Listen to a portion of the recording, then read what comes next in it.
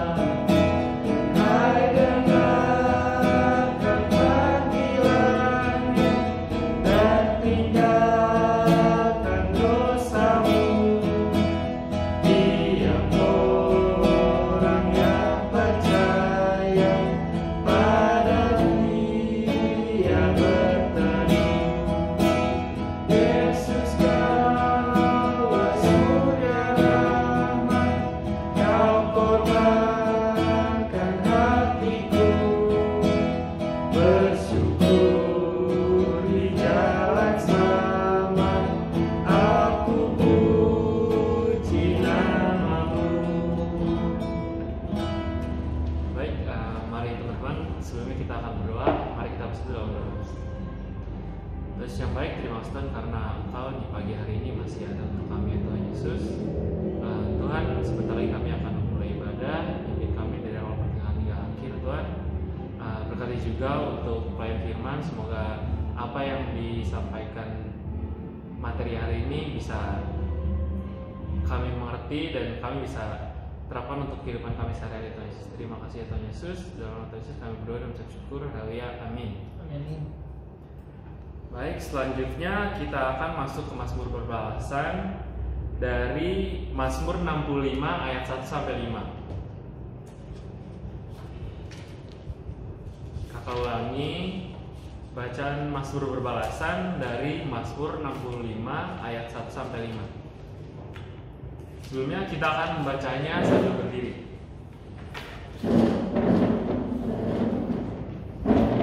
Ayat yang ganjil akan dibacakan oleh kaum perempuan, dan untuk yang genap akan dibacakan oleh laki-laki. Aku bacain perikopnya. Nyanyi syukur karena berkat Allah. Untuk pemimpin biduan, Mazmur Daud nyanyian. Bagi mula puji-pujian di Sion ya Allah, dan kepada mula orang bayar nazar. Engkau yang mendengarkan doa, kepada mula datang semua yang hidup. Karena bersalah, bila mana pelanggaran kami melebihi kekuatan kami, Engkaulah yang menghapuskannya. Berbahagialah orang yang Kau pilih dan yang Kau suruh mendekat. untuk diam di pelataranmu. Kiranya kami menjadi kenyang dengan segala yang baik di rumahmu, di baitmu yang kudus.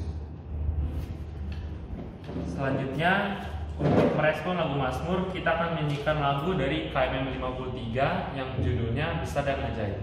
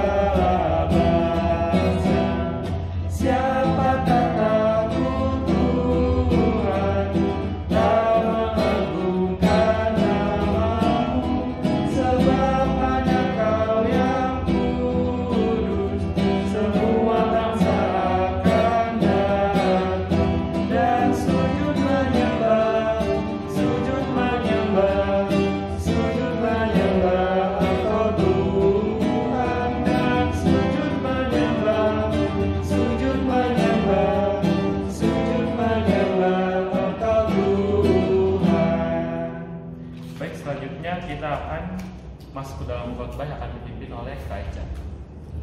Silakan duduk, Kak. Oke, adik-adik, kita siapkan dulu bacaan firman Tuhan kita. Saat ini terambil di Filipi 1. Sudah dapat? Filipi 1 sampai ayatnya yang ke-8. Filipi 1 ayat 1 sampai ayat yang ke-8. Kalau udah dapat, kita satu dalam doa. Kami ucap syukur Bapa untuk kasih setia Tuhan buat kehidupan kami di sepanjang hari ini. Kalau kami boleh beristirahat, Tuhan boleh jaga kami, Tuhan boleh lindungi kami. Tuhan Yesus yang baik, pada saat ini kami akan beribadah. Tuhan pimpin ibadah kami dari awal, pertengahan, dan pada akhirnya. Biar setiap firman yang boleh kami dengarkan boleh menjadi kekuatan bagi kehidupan kami, boleh kami bagikan untuk orang-orang yang kami kasihi, dan juga boleh kami jalankan dalam kehidupan kami hari lepas hari. Terima kasih Bapak, terima kasih, berkati kami yang akan mendengarkan firman-Mu. Hanya di dalam nama Tuhan Yesus kami berdoa mengucap syukur. Amin. Filipi pasal pertama sampai ayat yang ke-8. Kak Ica akan bacakan perikopnya buat kita semua. Surat Paulus kepada jemaat di Filipi. Ayat yang pertama. Dari Paulus dan Timotius, hamba-hamba Kristus Yesus, kepada semua orang kudus dalam Kristus Yesus di Filipi, dengan para penilik jemaat dan diakon. Kasih karunia dan damai sejahtera dari Allah Bapa kita dan dari Tuhan Yesus Kristus menyertai kamu. Aku mengucap syukur kepada Allahku setiap kali aku mengingat kamu, dan setiap kali aku berdoa untuk kamu semua. Aku selalu berdoa dengan sukacita. Aku mengucap syukur kepada Allahku karena persekutuanmu dalam berita Injil, mulai dari hari pertama sampai sekarang ini. Akan hal ini aku yakin sepenuhnya, yaitu Ia yang memulai pekerjaan yang baik di antara kamu akan meneruskannya sampai pada akhirnya pada hari Kristus Yesus. Memang sudahlah sepatutnya aku berpikir demikian akan kamu semua, sebab kamu ada di dalam hatiku.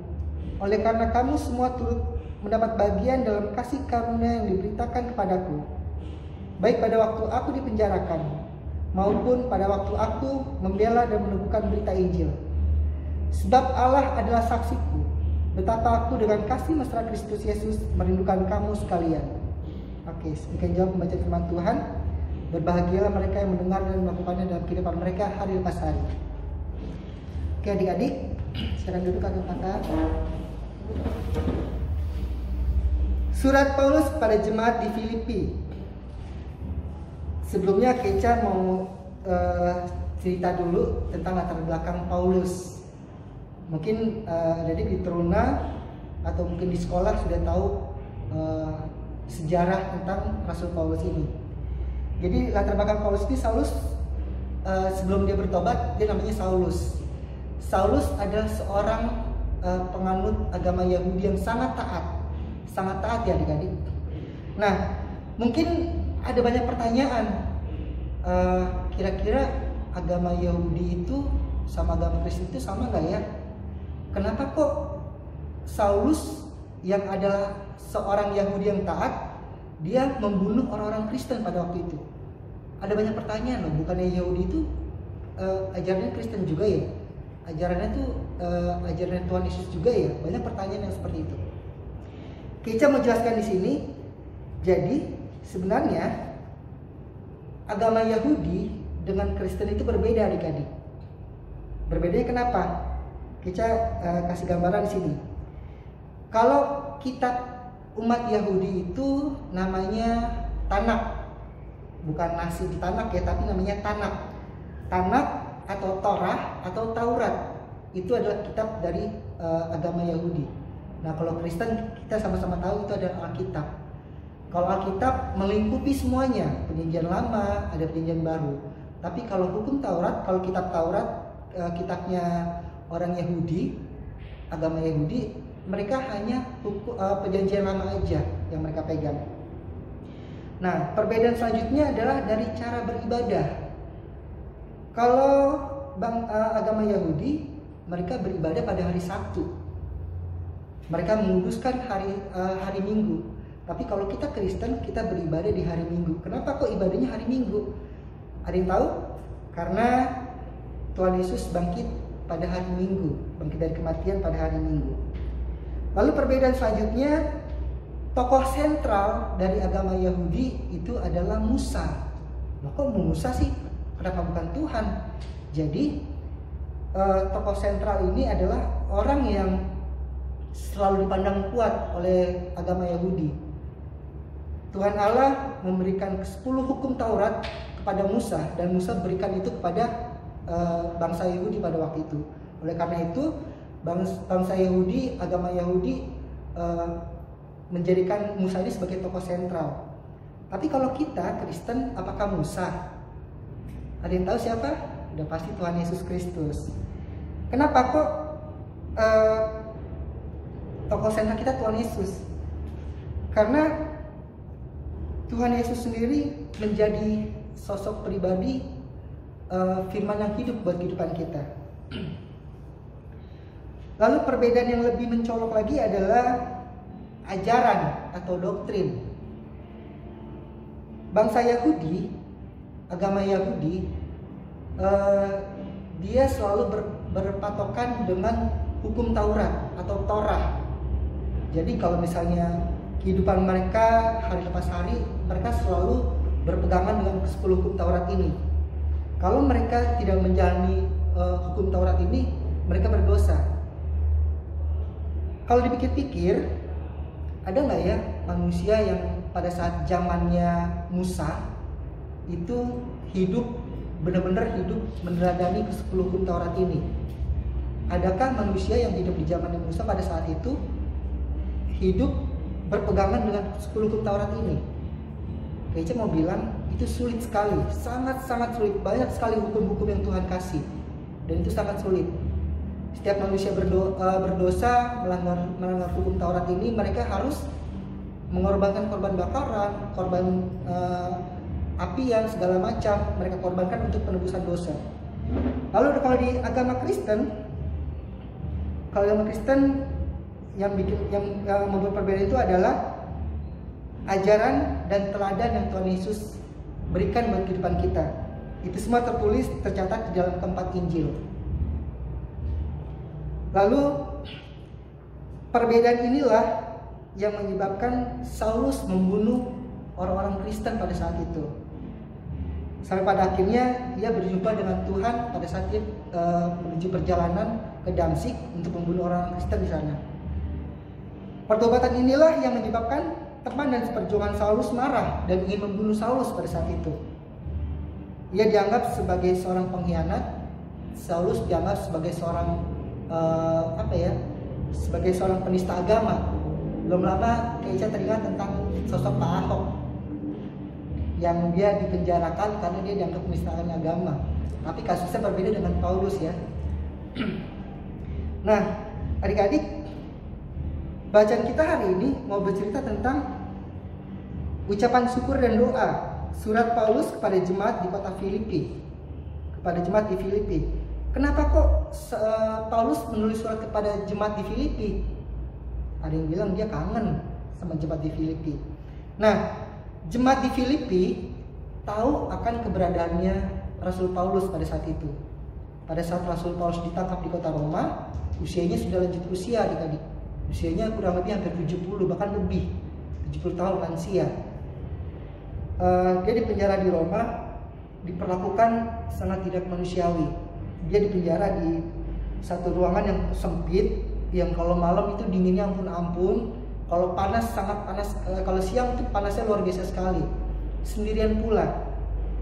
Nah, Rasul Paulus tahu nih kalau jemaatnya yang ada di kota Filipi, dia hendak melakukan aksi unjuk rasa pada saat itu. Dia ingin jemaat yang ada di kota Filipi ingin berunjuk rasa, ingin demo lah. Mereka menunjukkan sikap bahwa tentara Roma memberikan hukuman kepada Rasul Paulus itu sangat tidak seimbang dengan usianya dia. Oleh karena itu, Rasul Paulus menulis surat kepada jemaat di Filipi. Di sini dibilang, dari Paulus dan Timotius, hamba-hamba Kristus Yesus, kepada semua orang kudus dalam Kristus Yesus di Filipi dengan para pendiri jemaat dan diakan. Jadi surat ini dikhususkan untuk orang-orang non-Yahudi, orang-orang Kristen yang ada di kota Filipi. Paulus pada saat itu didampingi oleh anak rohaninya yang bernama Timotius. Timotius ini anak rohaninya Rasul Paulus. Pertama kali dia pelayanan, Timotius mengikuti dia, sehingga pada saat Rasul Paulus dipenjara di Roma, Timotius nggak bisa ikut dia di dalam penjara karena khusus untuk Rasul Paulus saja dia dipenjara sendiri. Gitu. Arti dari Timotius sendiri adalah memuliakan Tuhan. Nah, adik-adik, ayat emas bacaan kita hari ini terambil di Filipi 1 ayat 3 dan ayat yang keempat. Keca mau baca buat kita semua. Aku mengucap syukur kepada Allahku setiap kali aku mengingat kamu, dan setiap kali aku berdoa untuk kamu semua, aku selalu berdoa dengan sukacita. Ini belum lama kita ngadain acara Valentine ya. Biasanya kalau remaja-remaja Kristen, ya kayaknya sih nggak tahu ya, kalau di Truna mungkin pakai juga ayat ini untuk kasih ayat ayat romantis buat pacarnya gitu kan. Aku mengucap syukur kepada Allahku setiap kali aku mengingat kamu. Dulu waktu Keca kuliah, kita pernah dapat ayat ini dari adik kelas. Pernah sempat dapat ayat ini. Terus Keca balas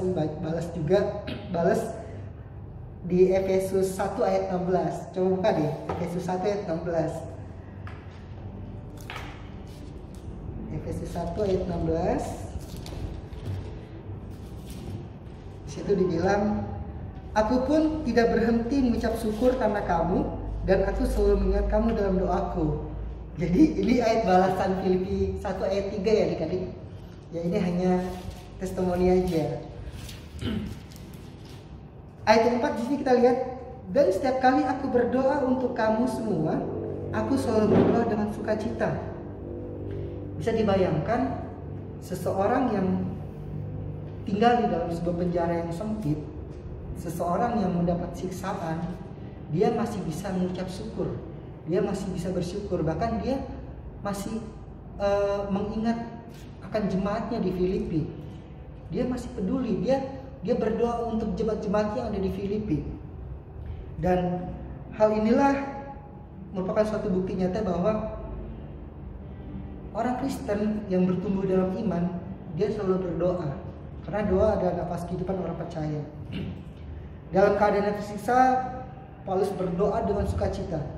Menarik sekali, di ayat keempat sekali kita baca, dan setiap kali aku berdoa untuk kamu semua, aku selalu berdoa dengan sukacita. Sukacita itu berarti apa ya? sesuatu yang meluap-luap, sesuatu yang membuat dia itu bersemangat gitu loh. Dia tidak memikirkan dirinya sendiri, dia tidak berdoa untuk dirinya sendiri, tapi dia berdoa untuk jemaatnya. Dia berdoa untuk orang-orang yang sudah menyiksa dia. Di sini Rasul Paulus juga mau mengajarkan kita bahwa sebelum kita mau berdoa untuk orang lain, entah itu untuk kakak kita, untuk orang tua kita, untuk saudara-saudara kita, untuk siapapun itu, apa sih yang harus kita lakukan sebelum kita berdoa? Coba Kak Ciko buka Markus 11. Kak Ciko buka Markus 11 ayatnya yang ke-24 sampai ayat yang ke-25.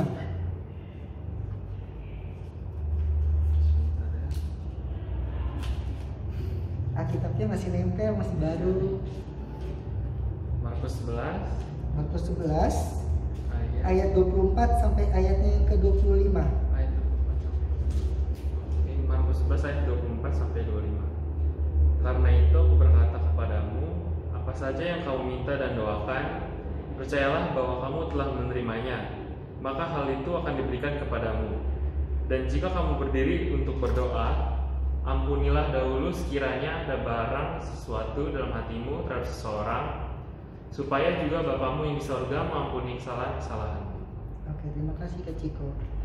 Jadi ini Tuhan Yesus sendiri yang mengatakannya ya adik-adik. Ini ucapannya yang keluar dari mulut Tuhan Yesus sendiri. Jadi di saat kita mau berdoa untuk siapapun itu orangnya, kita harus bisa memaafkan orang itu dulu. Terlebih dari itu kita juga minta maaf sama Tuhan atas dosa-dosa kita, baru doa kita ada faedahnya, gitu ya. Nah, di sini dengan jelas Rasul Paulus juga mau menegaskan kepada kita bahwa dalam keadaan apapun itu kita harus tetap mengucap syukur. Kita harus tetap melihat akan penyertaan kebaikan Tuhan buat kehidupan kita. Tujuan pembelajaran khusus kita pada hari ini ada 3 alasan kenapa teruna harus bersyukur. Alasan pertama adalah karena kita telah menerima anugerah keselamatan adik-adik. Oleh karena itu kita harus mengucap syukur. Kalau kita tidak menerima anugerah itu, kita tidak menerima anugerah keselamatan itu, bisa dipastikan mungkin kita nggak akan ada seperti ini. Bisa dipastikan setiap orang yang berdosa akan menerima hukumannya. Lalu alasan yang selanjutnya adalah pemeliharaan Tuhan. Pemeliharaan Tuhan. Coba Kak Jerome buka di Matius 6 ayatnya yang ke-26. Alasan teruna harus bersyukur itu karena pemeliharaan Tuhan. Matius 6 ayat 26. Matius 6 ayat 26. Pandanglah burung-burung di langit yang tidak menabur, tidak menuai dan tidak mengumpulkan bekal dalam lumbung, namun diberi makan oleh Bapamu yang di sorga. Bukankah kamu jauh lebih burung-burung itu? Iya, terima kasih Kak. Jadi adik-adik bisa dibayangkan, burung yang tidak bekerja, susah payah bangun pagi, pulang sore harus kerja nyari uang gitu kan. Burung aja nggak melakukan itu, Tuhan Yesus pelihara adik-adik. Lumbungnya selalu terisi. Tuhan Yesus pelihara, apalagi kita, makhluk ciptaan yang segambar dan serupa dengan Tuhan Allah. Oleh karena itu, sudah selayaknya apapun itu keadaannya kita harus mengucap syukur. Lalu hari ini Keja mau ngajarin kakak-kakak gua ini. Kak Ciko buka lagi di 1 Tesalonika 5 ayat 18. 1 Tesalonika 5 ayat yang ke-18. 1 Tesalonika 5 ayat 18. Mengucap syukurlah dalam segala hal, sebab itulah yang dikehendaki Allah di dalam Kristus Yesus bagi kami. Iya. Jadi Tuhan Yesus menghendaki kita, menghendaki anak-anaknya, umatnya untuk selalu mengucap syukur dalam segala hal. Terus ada pertanyaan, emang bisa ya mengucap syukur dalam segala hal? Di saat kita diperhadapkan dengan suatu masalah yang sangat berat, di saat kita diperhadapkan dengan sesuatu yang menurut kita, aduh kayaknya saya nggak sanggup deh, saya berputus asa gitu. Di saat-saat seperti itu Tuhan Allah menghendaki kita untuk kita tetap mengucap syukur. Nah, Kak Jerome buka Roma 8 ayatnya yang ke-28. 28 ayat 28. Kita tahu sekarang bahwa Allah turut bekerja dalam segala sesuatu untuk mendatangkan kebaikan bagi mereka yang mengasihi Dia, yaitu bagi mereka yang terpanggil sesuai dengan rencana Allah. Oke, terima kasih. Allah turut bekerja untuk mendatangkan kebaikan. Untuk mendatangkan kebaikan. Jadi apapun itu masalah kita, apapun itu keadaan kita, adik-adik, Allah tidak tinggal diam. Tuhan Allah nggak acuh gitu loh. Dia turut bekerja untuk mendatangkan kebaikan bagi kehidupan kita. Jadi apalagi kalau misalnya sekarang masa-masa pandemik ya, apa-apa jadi sulit, apa-apa jadi susah gitu. Kak Icap juga mengalami, mungkin Kak Ciko, Kak Jerome juga mungkin mengalami. Yang tadinya bisa kuliah ketemu sama teman-teman ke kampus, yang tadinya kerja rutin ke kantor, sekarang harus kerja di rumah, harus kuliah di rumah, segala macam. Apa ya, keadaan jadi agak sulit. Yang bekerja pasti terasa banget sulitnya. Nah kalau ada di Teruna yang istilah katanya cuma jajan, ya mami mau minta jajan dong, dikasih gitu. Ada juga yang kadang nggak dikasih jajan sama orang tuanya. Apapun itu keadaannya, kita harus tetap mengucap syukur. Jadi apapun yang kalian miliki saat ini itu merupakan pemberian Tuhan. Perlu kita pahami bahwa seburuk-buruknya keadaan kalian, ada yang jauh lebih buruk di bawah kalian.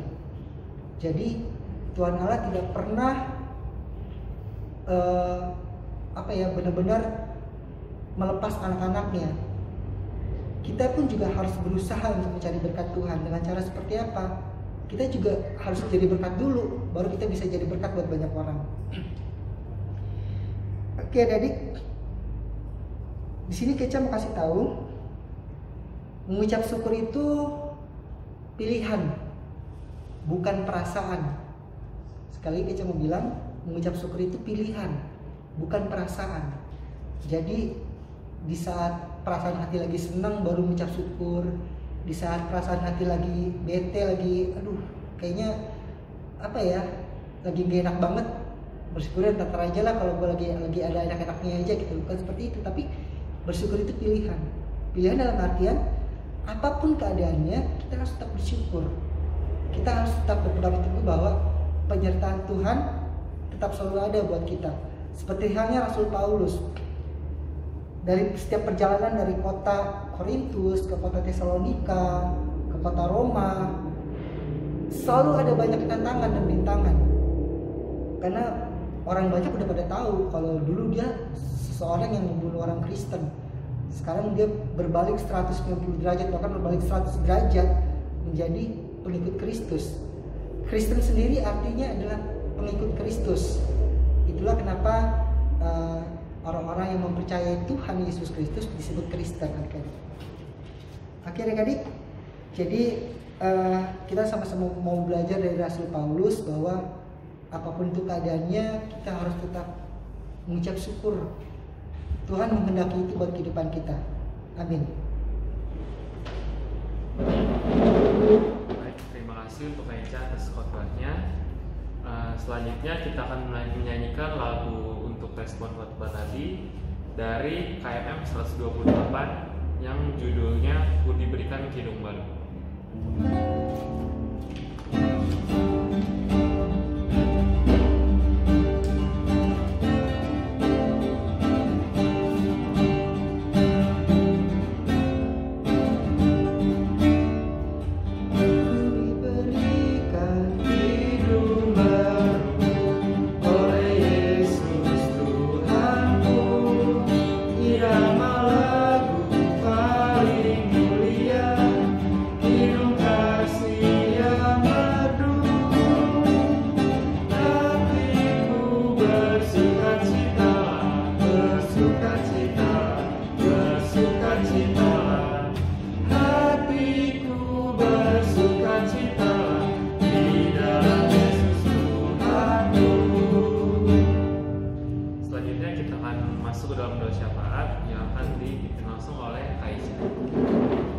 Mari adik-adik kita satu dalam doa.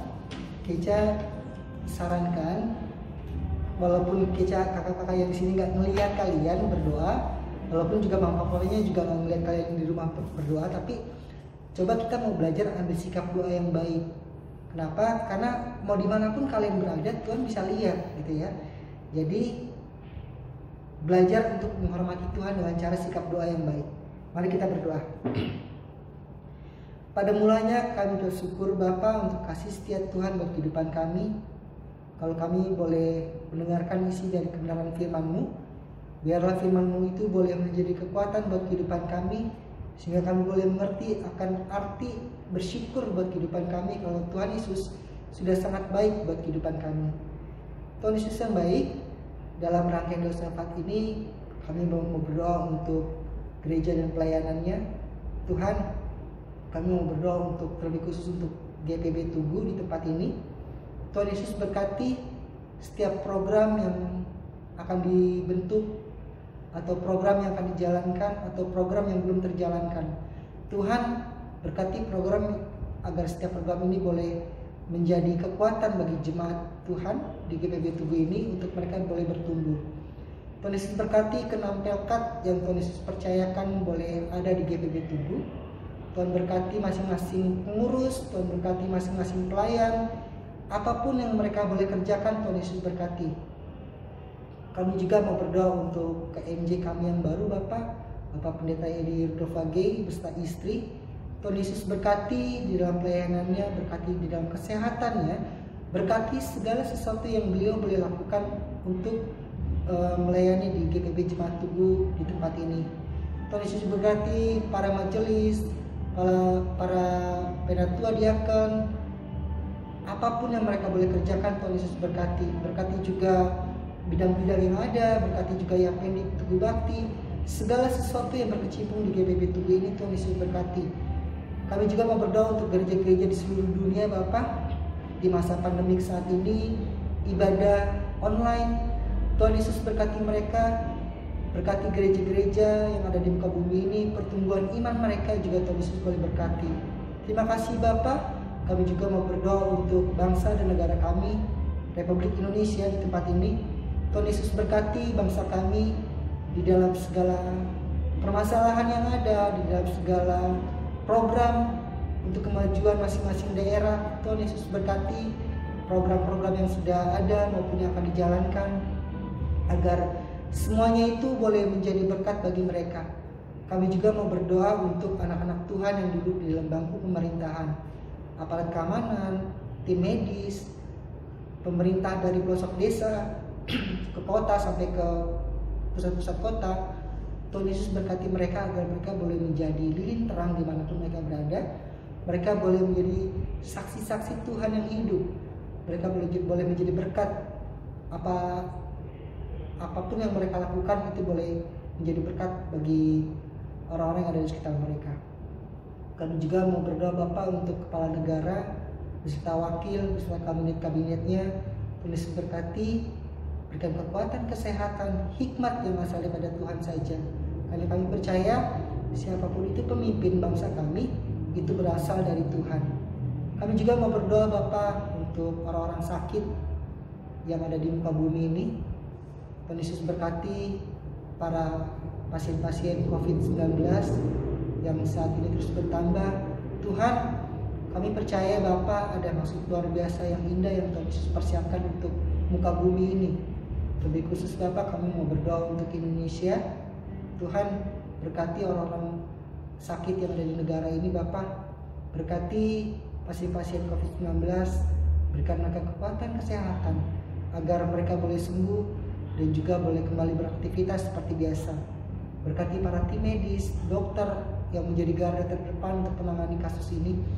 Tuhan, berikan mereka kekuatan kesehatan agar keluarga mereka juga boleh diberikan kekuatan untuk mereka boleh memberikan support untuk para tim medis ini boleh bekerja dengan baik. Kami juga Bapak mau berdoa untuk korban bencana alam, banjir dimanapun boleh berada. Tuhan Yesus berkati mereka, berikan mereka penghiburan kekuatan agar mereka boleh semakin kuat untuk menjalani hidup.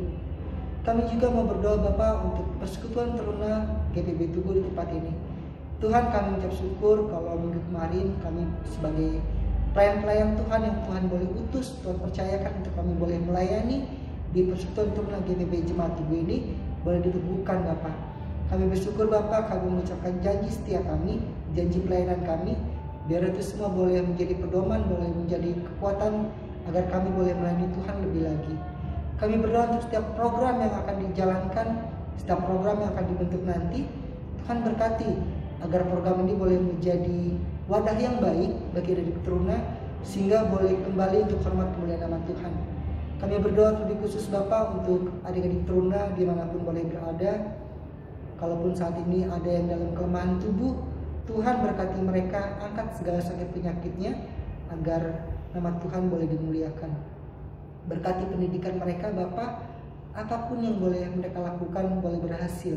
Itu semua hanya karena kebaikan Tuhan. Kami berdoa untuk orang tua mereka masing-masing Bapak, di dalam pekerjaannya, di dalam setiap aktivitasnya untuk menghidupi ada di Turuna kami ini. Tuhan berkati, berikan kekuatan kesehatan agar apapun juga boleh kembali untuk hormat kemuliaan nama Tuhan. Kami terlebih khusus juga kami berdoa untuk kami badan pengurus Bapak, baik kami yang bekerja, kami yang kuliah. Tuhan Yesus berkati setiap aktivitas kami. Kami percaya Tuhan, jerilah kami di dalam Tuhan, melayani Tuhan tidak akan pernah kembali dengan sia-sia. Di saat kami berdoa, di saat kami boleh berdoa dengan sungguh-sungguh, kalaupun ada yang meneteskan air mata, Tuhan kami percaya tiap tetes air mata itu Tuhan perhitungkan. Karena kami melayani Tuhan bukan karena kuat gagah kami, bukan karena kemampuan kepintaran kami, tapi itu semata-mata hanya karena Tuhan Yesus yang pilih kami. Kami bersedia untuk melayani Tuhan. Oleh karena itu Bapak berkati setiap pekerjaan kami, berkati setiap kuliah kami, agar apapun yang boleh kami lakukan itu boleh berhasil hanya untuk hormat kemuliaan nama Tuhan. Terima kasih Bapak, terima kasih banyak hal yang ingin kami pinta. Tapi kami percaya Bapak, Tuhan Yesus tinggal di dalam hati kami yang paling dalam. Sehingga sekecil apapun itu, Tuhan akan jawab tepat pada waktunya. Terima kasih Bapak, hanya di dalam nama Tuhan Yesus Kristus yang telah mengajarkan kami berdoa. Bapa kami yang di surga, dikuduskanlah nama-Mu, datanglah kerajaan-Mu, jadilah kehendak-Mu di bumi seperti di surga. Berikanlah kami pada hari ini makanan kami yang secukupnya, dan ampunilah kami akan kesalahan kami, seperti kami juga telah mengampuni orang bersalah kepada kami. Dan jangan kepada pencobaan, karena Engkau kami pujian. Karena Engkaulah yang mempunyai kerajaan dan kuasa dan kemuliaan sampai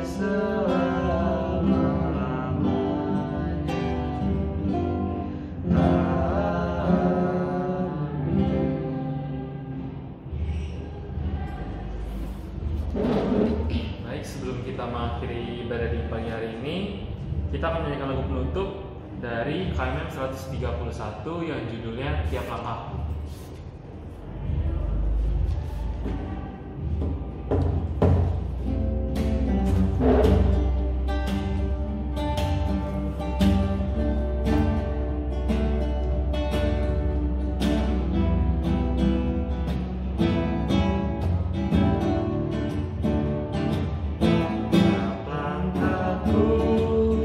Diatur oleh Tuhan dan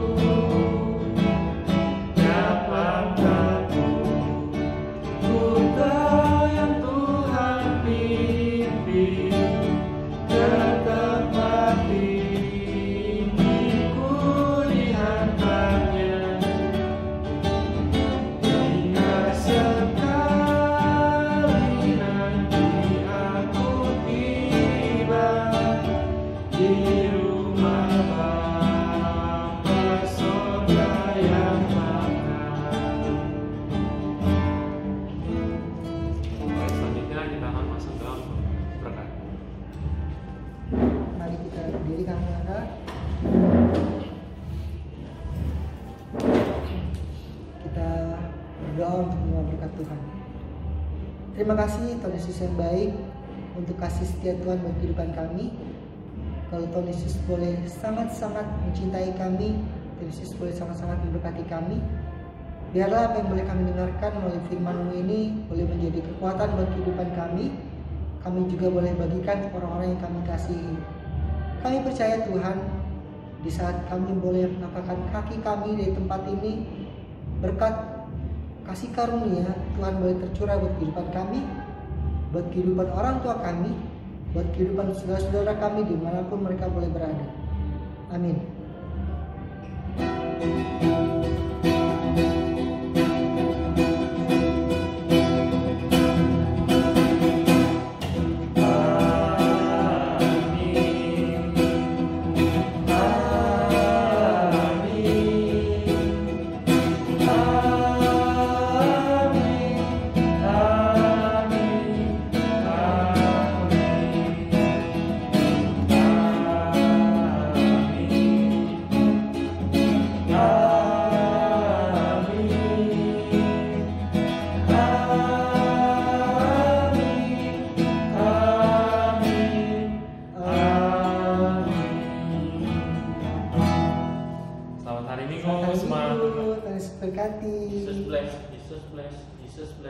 Jesus bless.